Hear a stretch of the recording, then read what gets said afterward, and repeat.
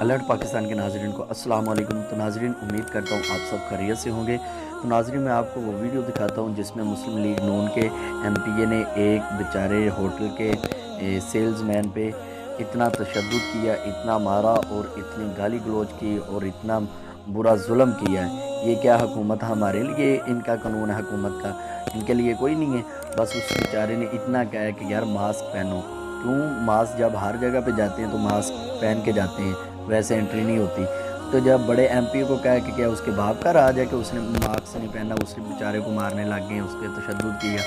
اتنے سارے لوگوں نے مل کے مارا اسے، اور اتنا زیادہ مارا ہے کہ بیچارہ اٹھ نہیں سکتا۔